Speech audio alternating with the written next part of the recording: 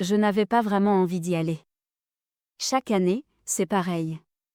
On nous dit que c'est une réunion familiale chaleureuse, mais en réalité, c'est un défilé d'hypocrisie, de sourires forcés et de tensions masquées.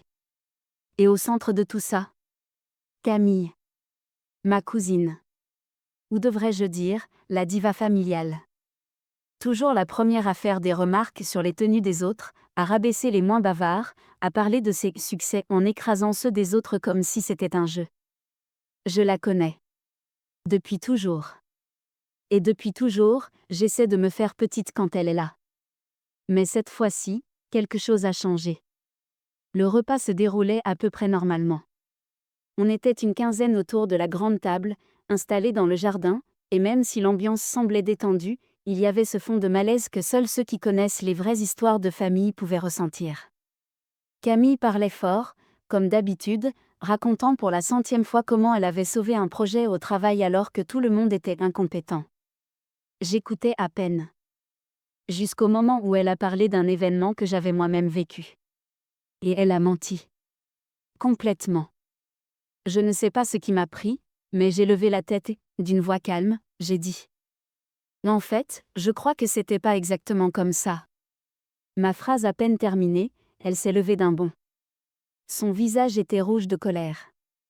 Et sans prévenir, elle m'a giflé. Devant tout le monde. Ne m'interromps pas quand je parle, petite sans honte. Un silence. Glacial. Absolu. Ma joue me brûlait, mais ce n'est pas ce qui m'a le plus choqué. C'était leur visage. Tous. Bouche bée. Certains choqués, d'autres, gênés, presque coupables de leur silence. Et puis, soudain, une voix derrière elle. Une voix que je n'avais pas entendue depuis des mois. C'est donc comme ça que tu traites ta cousine maintenant ? Camille a figé. Lentement, elle s'est retournée. Et là, son visage s'est vidé de toute couleur. Sa mère. Tante Élise. Elle était là.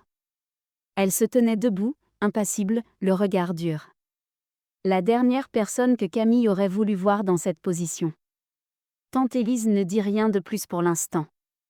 Elle s'avance, lentement, et s'installe à table, comme si elle reprenait possession d'un territoire laissé à l'abandon trop longtemps. L'ambiance vient de changer du tout au tout. Et Camille le sent. Elle ne contrôle plus rien. Moi.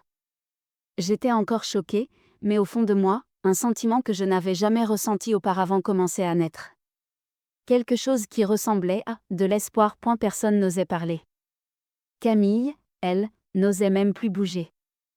Tante Élise venait de s'asseoir à table, comme si de rien n'était, dans un silence tellement pesant qu'on aurait pu entendre tomber une fourchette sur la pelouse. Pourtant, rien que sa présence avait suffi à retourner l'ambiance. Et surtout, à faire trembler Camille, cette même Camille qui venait littéralement de me gifler devant tout le monde. Continue, Camille. La voix de Tante Élise. Calme, mais tranchante comme une lame de rasoir. Camille déglutit, son dos toujours tourné vers elle. Elle finit par se rasseoir lentement, les yeux fuyants, la mâchoire crispée. Tante Élise pose alors ses couverts, entrelace les doigts sur la table et dit, sans hausser la voix. Je suis arrivée plus tôt que prévu. J'étais là depuis 5 minutes. Juste derrière la haie. Et je t'ai vu, Camille. Personne ne respirait. Moi, j'avais le cœur qui battait à 1000 à l'heure.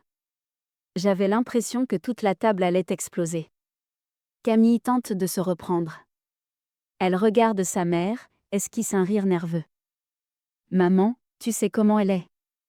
Elle cherche toujours à me contredire, à se faire passer pour la petite parfaite. Je n'ai fait que défendre ma place. C'est là que ça bascule.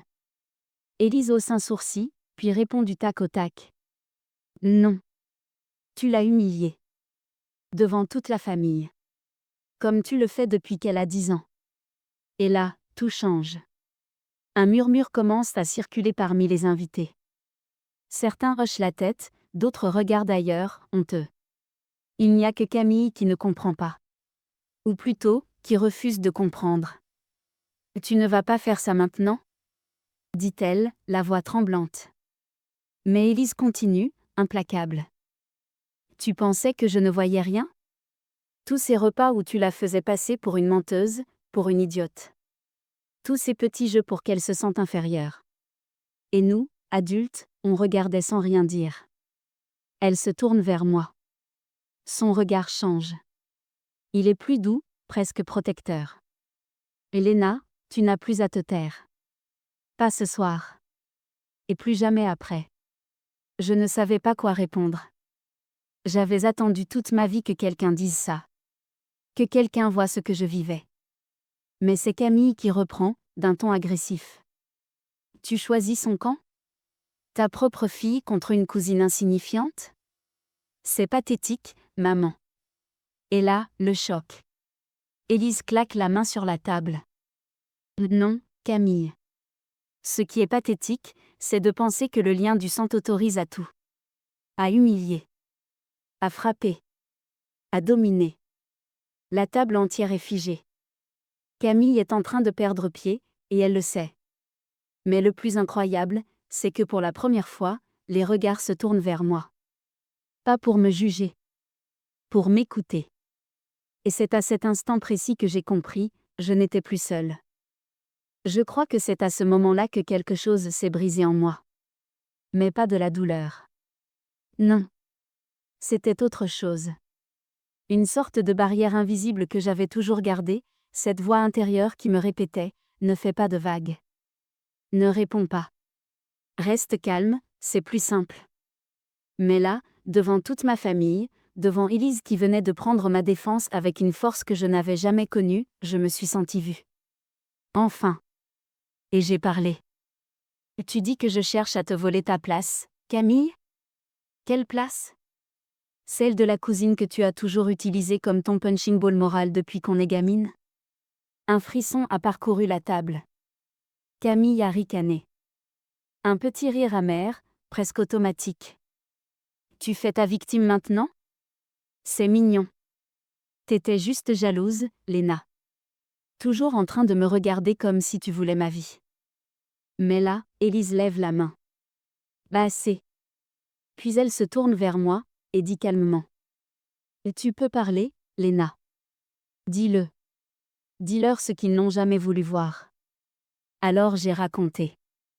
Tout. Comment, à chaque fête de famille, Camille s'arrangeait pour m'isoler. Pour m'humilier devant les autres en racontant de fausses histoires. Comment elle avait fait courir une rumeur au lycée sur moi, juste parce que j'avais eu une meilleure note qu'elle a un contrôle. Comment, une fois, elle avait fait semblant de me défendre alors qu'elle était celle qui avait caché mon téléphone pour me faire passer pour irresponsable. Et tout le monde l'écoutait. Personne ne riait. Personne ne changeait de sujet comme d'habitude. Puis un de mes oncles a pris la parole. Celui qui, d'habitude, reste en retrait. Je me souviens de ça. Ce jour-là, tu pleurais dans la cuisine, Léna. Et Camille m'a dit que tu avais perdu ton téléphone parce que t'étais étourdie. Mais je me souviens de ton regard. Tu n'avais rien perdu. Une deuxième voix s'est ajoutée. Puis une troisième. Camille, elle, semblait vidée. Comme si la façade était en train de s'écrouler, brique par brique. Arrêtez, a-t-elle murmuré. Vous êtes tous contre moi maintenant? Mais Élise, implacable, lâche alors cette phrase qui a littéralement fait basculer l'ambiance. Non, Camille. On est juste en train d'arrêter d'être complice de ton petit théâtre. Un silence. Un vrai. Camille n'avait plus personne pour l'applaudir. Plus personne pour rire à ses blagues méchantes. Plus personne pour l'excuser. Et pour la première fois, c'est moi qu'on écoutait. Et ce n'était que le début. Je pensais que le pire était passé. Que Camille allait se calmer, se rendre compte qu'elle était allée trop loin et que la honte suffirait à la faire redescendre. Mais non. Ce n'était que le début. Quand le silence est retombé, Camille s'est levée lentement, comme si elle reprenait le contrôle de son corps. Elle s'est redressée, le menton levé, les yeux rougis mais toujours pleins d'orgueil. Tout ça, c'est parce que vous voulez m'humilier. Parce que je suis celle qui a réussi. Celle qui ne s'est pas contentée de faire profil bas toute sa vie. Un murmure a traversé la table. Mais Camille n'a pas reculé. Au contraire. Elle s'est tournée vers sa mère et a lancé. Tu veux jouer les mères parfaites maintenant? Parfait. Parlons de ton petit secret. Tu n'as jamais raconté à Lena pourquoi ses parents ont vraiment quitté la ville, hein? Pourquoi ils ont coupé les ponts avec tout le monde? Et là, un frisson m'a traversé. Parce que cette question, je me l'étais posée toute ma vie. Pourquoi mes parents, après une dispute dont on ne m'avait jamais expliqué la raison, s'étaient éloignés de toute la famille? Pourquoi j'avais grandi sans savoir ce qui s'était vraiment passé? Élise, d'habitude si posée, a pâli. Camille, ce n'est ni le lieu ni le moment. Là bon? Parce qu'humilier ta fille devant tout le monde, c'était le bon moment, peut-être? Camille sort alors un papier de son sac. Froissé. Jauni. Tu te souviens de cette lettre, maman? Je l'ai trouvée dans ton tiroir. Celle où tu regrettes ce que tu as fait aux parents de Lena. Où tu dis que tu n'as pas été juste. Ma gorge s'est nouée. Élise m'a regardée. Et j'ai vu dans ses yeux, quelque chose que je n'avais jamais vu avant, de la culpabilité. C'est vrai, a-t-elle dit, calmement. J'ai fait une erreur. Il y a 20 ans, j'ai refusé d'aider les parents de Lena quand ils en avaient besoin. Financièrement. Moralement. Je ne croyais pas en leurs projets. Je les ai laissés tomber. Un silence glacial. Camille souriait. Comme si elle pensait avoir gagné. Mais Élise a continué. Et je le regrette. Chaque jour. Et c'est pour ça que j'ai décidé de faire les choses différemment aujourd'hui. Puis, elle m'a regardée. Lena, tu ne le sais pas encore, mais j'ai modifié mon testament. Une grande partie de mon héritage te reviendra. Pas pour t'acheter. Pas pour compenser. Mais parce que tu es la seule ici à avoir toujours été juste, même quand tu n'avais aucune raison de l'être. Camille a éclaté. Littéralement. Elle a crié, jeté son verre au sol, et hurlé que tout ça était une mascarade. Que je l'avais manipulée. Que j'étais une hypocrite. Mais plus personne ne l'écoutait. Parce que la vérité, c'est que le masque était tombé. Et que le vrai visage de Camille venait enfin d'être exposé. Après l'explosion de Camille, tout le monde était figé. Le verre brisé à ses pieds brillait sous les guirlandes lumineuses du jardin, et son cri résonnait encore dans les têtes. Pourtant, plus personne ne bougeait. Plus personne ne parlait. Comme si chacun réalisait enfin que le chaos avait changé de camp. Camille a fini par tourner les talons, le visage déformé par la rage, et elle a quitté la table sans un mot de plus. On l'a entendu claquer la porte de la maison. Personne n'a essayé de la suivre. Le silence est resté encore un moment, avant que la tante Élise ne se lève doucement. Elle m'a regardée avec une tristesse sincère. Je suis désolée, Lena. J'aurais dû intervenir bien plus tôt. Je t'ai laissé souffrir sous prétexte de préserver la paix familiale. Mais à quoi bon préserver une paix qui repose sur l'injustice? Je n'ai rien répondu. Pas tout de suite. J'étais en train d'assimiler tout ça. Ce renversement. Ce moment que j'attendais sans jamais oser y croire. Et étrangement, je n'avais pas envie de crier victoire. J'étais vidée. Mais soulagée. Je me suis levée et suis allée m'isoler un moment dans le jardin. J'avais besoin de respirer. Quelques minutes plus tard, Élise m'a rejointe. Elle s'est assise à côté de moi, sur le banc en bois. Pas comme une tante. Comme une mère qu'on n'a jamais eue. Je sais que tu dois avoir 1000 questions. Et je suis prête à y répondre. Mais d'abord, sache que tu n'as jamais été invisible. Même quand je faisais semblant de ne rien voir, je te voyais. J'ai failli pleurer. Mais je me suis retenue. Je voulais entendre la suite. Elle m'a parlé du passé. Du jour où mes parents m'ont demandé de l'aide. De l'erreur qu'elle avait faite. De la distance qu'elle avait laissé s'installer. Et surtout, de son silence complice quand Camille avait commencé à me rabaisser, encore et encore. Elle pensait que ce n'était que des histoires de gamine. Et moi, j'ai fini par croire que c'était ça, ma place. Le rôle de la cousine transparente. Pendant ce temps, dans la maison, Camille était toujours enfermée dans sa chambre. Je l'entendais marcher frénétiquement. Quelque chose me disait qu'elle n'en avait pas fini. Et j'avais raison. Car ce soir-là, elle est ressortie. Mais plus calme. Trop calme. Elle ne criait plus. Elle fouillait. Dans le silence, on entendait fouiller les tiroirs, les dossiers, les placards. Et puis, elle a trouvé quelque chose. Un vieux document. Froissé. C'était une lettre.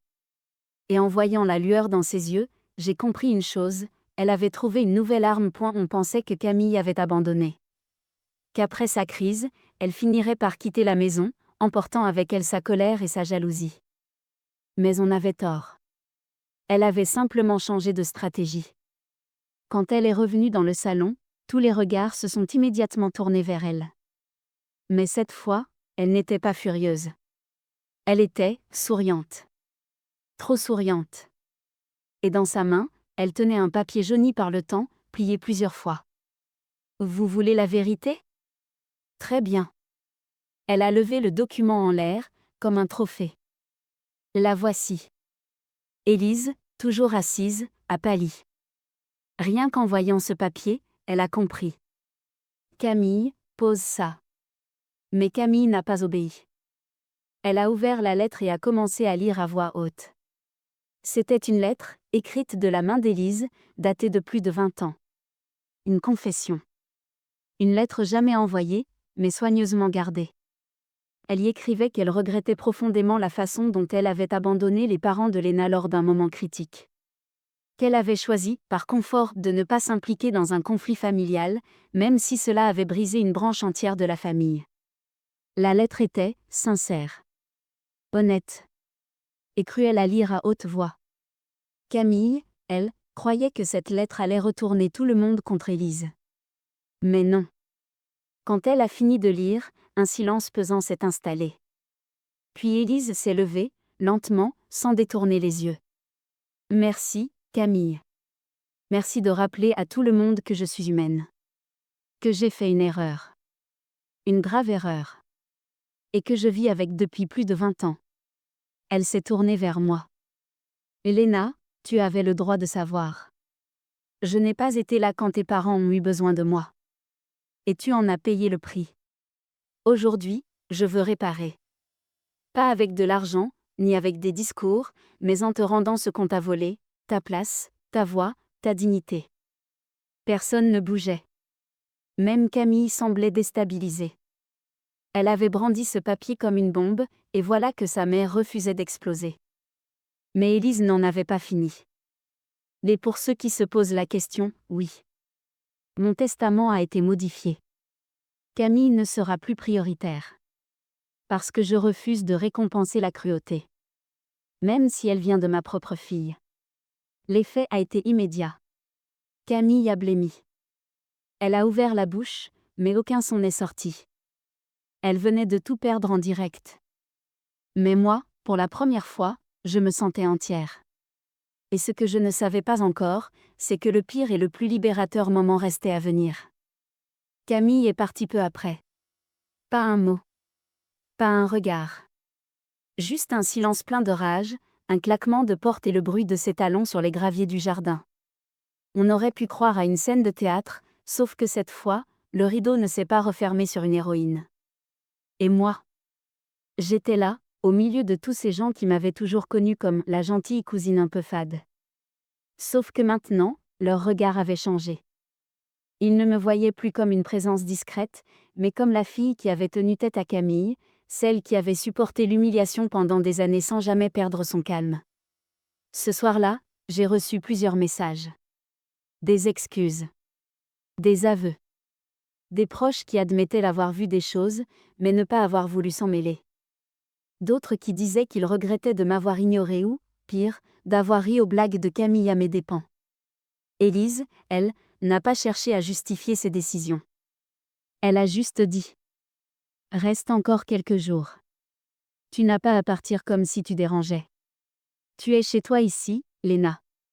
Et c'est exactement ce que j'ai fait. Je suis restée. Les jours suivants ont été étranges, mais libérateurs. J'ai pris la place que je n'avais jamais osé prendre. Pas celle de Camille, mais la mienne.